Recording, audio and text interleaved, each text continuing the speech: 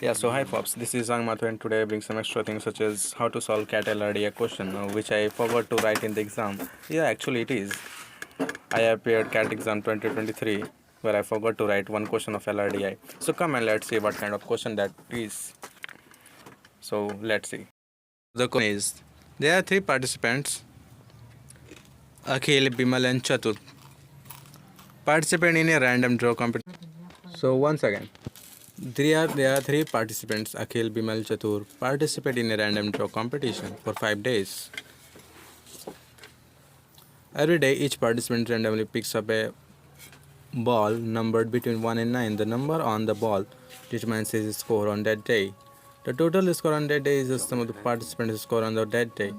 2-day average on a day, except on day 1, is the average of the total scores of that day and of the previous day. For example, if the total scores of day 1 and day 2 are 25 and 20, then the 2-day average on day 2 is calculated 22.5. Table 1 gives the 2-day average for days 2 through 5. So table 1, 2-day average for day 2 through 5, day 2 and blah blah blah. So now come and let's see again. So participants are ranked each day with the person having the maximum score being awarded the minimum rank on that day. If there is a tie, all participants with the tied score are awarded the best available rank. For example, if on a day Akhil, Bimal and Chatur score 8, 7, 7 respectively, then their ranks will be 1, 2 and 2 respectively on that day. These ranks are given in table 2. So table 2 is here and here is the sum of the rank. Beside this, there are some another information which is already given in the question. So what was that? So Chatur always score in a multiple. Sorry, here I forgot to write multiple where I write multimedia instead of multiple. Multiple of 3. His score on day 2 is the unique highest score in the competition. His minimum score is observed only on day 1 and it matches. So matches Akhil score on day 4. The total score on day 3 is same as total score on day 4. Bimal score are the same on day 1 and day 3. Okay. So now come and let's solve those kind of questions. So what I have already studied with you at this time. So come and let's see how do we solve, what is the approach to solve that question. Okay. So come and let's see. As I have already told you, so I just need to write a kind of table. So what was the table 1? Day 1, day 2, day 3, day 4 and day 5. Right guys? So as there is given, what was the given one? What was the given one? Yeah, here is the rank and their names and the information. So okay, so I'm just writing down their names. What was the name? I'm just writing down in short names: A, B, C. A for Akhil, B for Bharat, or C for Chitra, I think. Yeah, it is. So and their average score, what was their average score for those days? From day 2, 15, 15.5, 16 and 17. So by combining these two, what we get? 30. By combining these two, what we get? 31.5. Sorry, 31. And what with this one? What was that? What was that? 16 and 17. Yeah, right. So multiple of 16 into 2, 32. And here it is 34. So here in the option number 2, what was written over there? The total score on day 3 is same as the total score on day 4. So come and let's see. So I wrote down here their total average score. So what was there? Day 3 and day 4 has equal. So as you know, the total number, what it brings? It brings 32. So when it is equal, you will set 16 and 16 for both of the one, right? So now here is 16, तो ये मिला के 31 होगा. तो अगर ये 16 तो ये कितना हो जाएगा? 15, राइट. और अगर ये 15 तो ये कितना हो जाएगा? 15. एंड हेयर इट इज़, अगर एज 16 है तो यहाँ पे कितना हो जाएगा 18, by adding up you will get 34, right. So now next one, what was that? Chatur always score in a multiples of 3.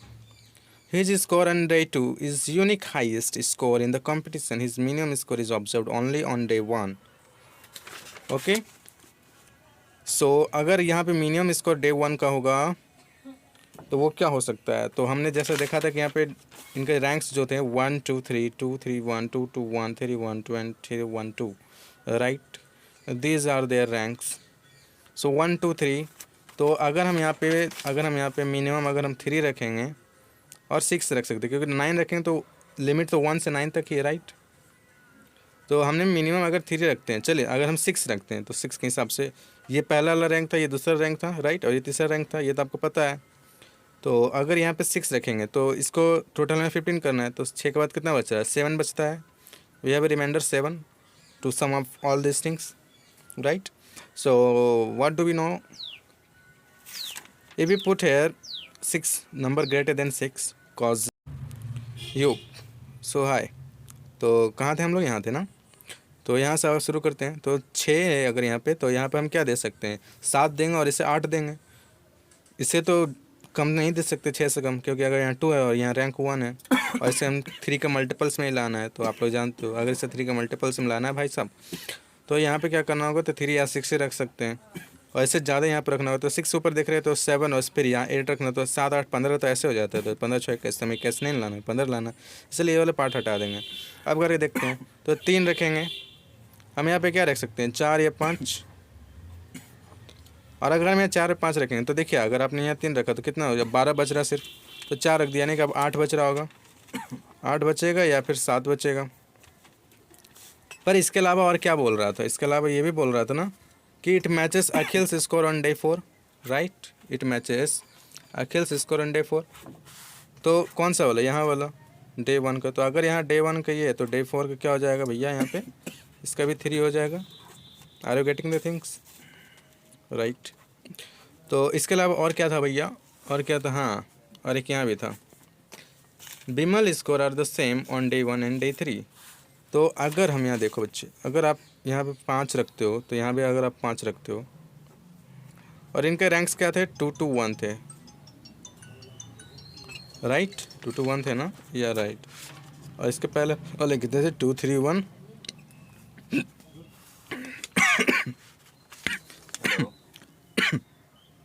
अरे लास्ट वाले 3 1 2 रैंक थे.